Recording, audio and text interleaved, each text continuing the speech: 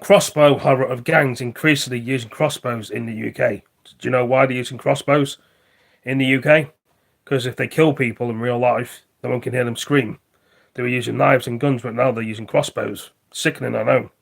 But anyway, we're going to be looking at the Talk News Crime and Sky News and see what they say about it. I don't know what their friends and family are going to think about it. They think it's horrifying. Of course it is. They're not in the war zone, they're just in a gang zone. Crazy. Anyway, let's play the video. I'm going to show you what you think about this. I know it's disgusting, but there we are.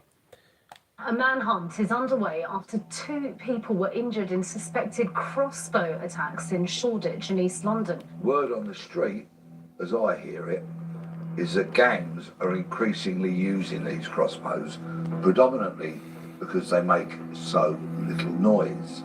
And that in itself is very troubling.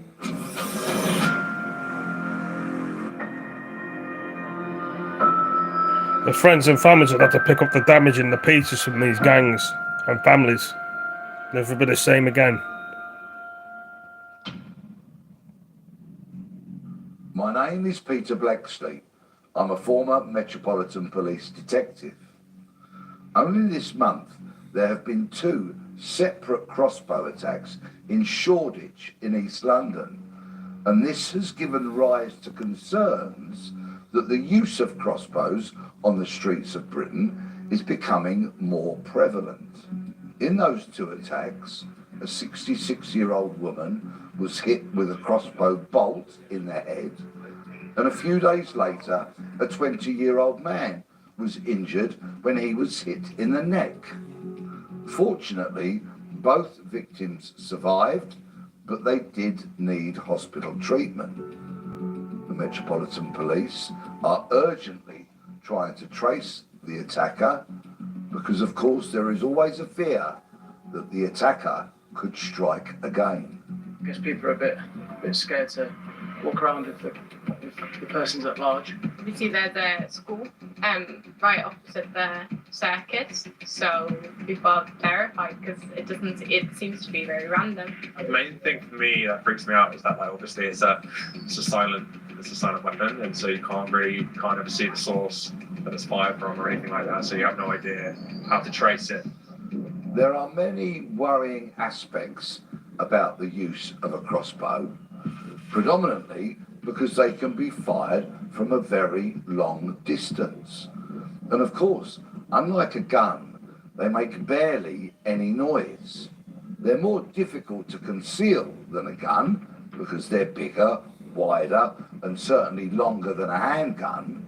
But even so, to be able to use one to attack or maybe even kill someone and then disappear silently is a huge concern.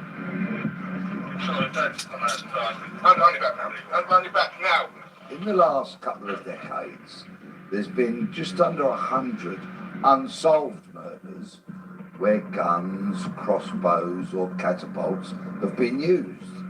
And of course, the most worrying aspect of any unsolved murder is that the person who committed it might be empowered.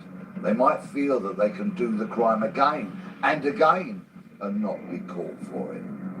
The criminal history books are littered with cases of people who have committed one murder, got away with it, and then gone on to kill again. Some notable names like Levi Belfield, Colin Pitchfork, and many other monsters have done exactly that.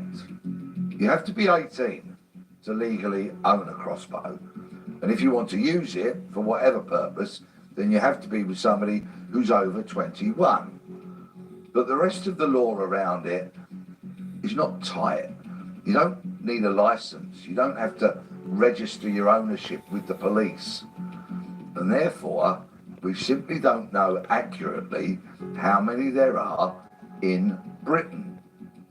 Under 18s cannot possess a crossbow. End of story. And they cannot take them onto the streets, of course. That is a specific offence.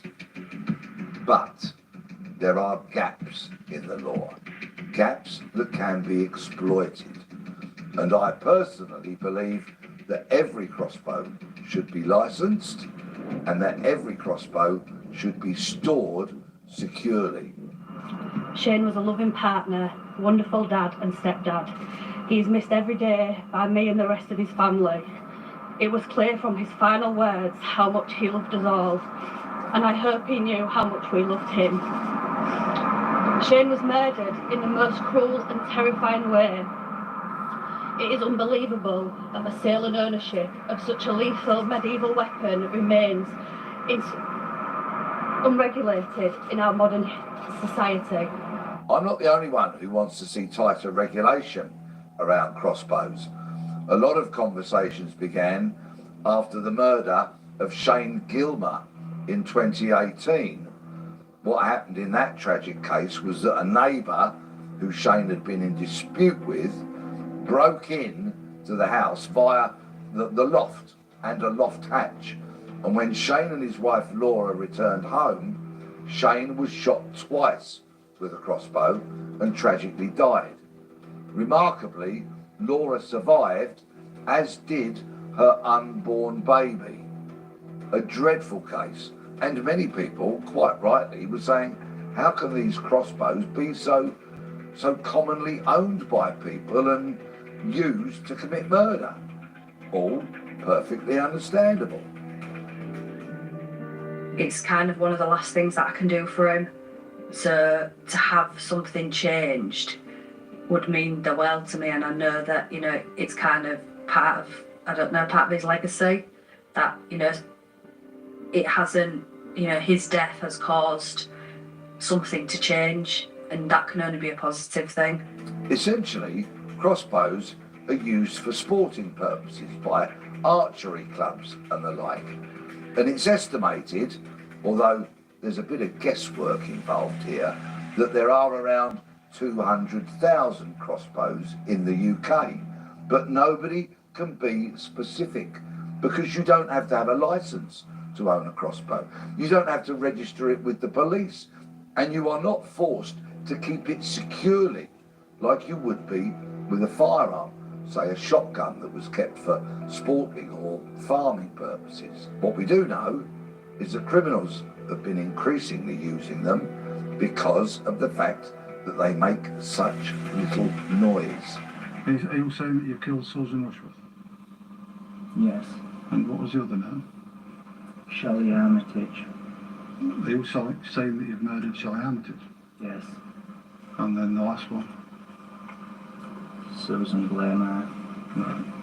You say you murdered her? Yes.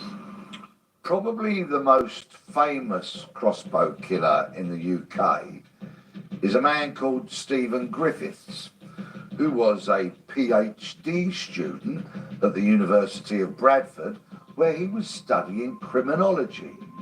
He murdered 3 sex workers, Susan, Shelley and Suzanne, rest their souls, and he claimed that he'd eaten part of their bodies, so self-proclaimed himself as the crossbow cannibal killer.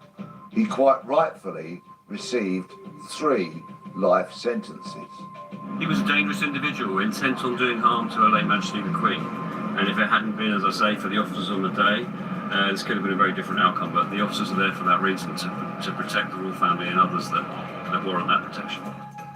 Jaswant Singh Chahal might not be a name that you're familiar with, but he came to prominence when in December 2021 he broke into the grounds of Windsor Castle with a fully loaded crossbow. When he was challenged by police officers, he told them quite readily that he was there with the intention of killing the late Queen. He was later sentenced to 9 years imprisonment with a further 5 years on licence. Chahal, who at his trial described himself as Darth Chahalis, some kind of reference to Star Wars, said that he was motivated by revenge for a war in 1919 when British soldiers apparently killed 1,000 Indians. Clearly a troubled soul. And the crossbow cases just keep on coming. In January of this year, armed police shot dead a 30-year-old man in South London who was armed with a crossbow, a hatchet, a sword, a knife, and was threatening to kill people. So these crossbow cases are not going away. In fact, we're getting to hear more and more about them. Gangs are using them on other gangs. They're trying to enforce their territory, so often to deal with the illegal drugs industry. They're inexpensive. You can go online and buy one for about £150, and you will not run the risks as if you were trying to buy a firearm on the dark web, for example. Bizarrely, zombie crossbows are now becoming a thing. They're brightly coloured. They have patterns on them. Regrettably, we all know about children using knives when they're involved in crime, or they're frightened for their safety, or there's gang rivalries going on, and more.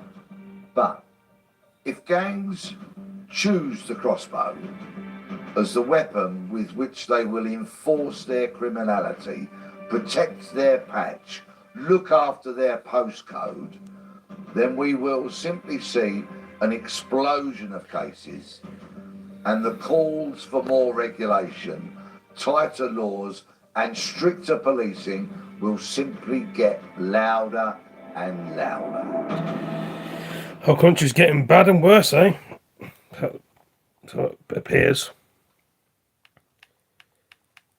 Anyway, better end the video and get some food.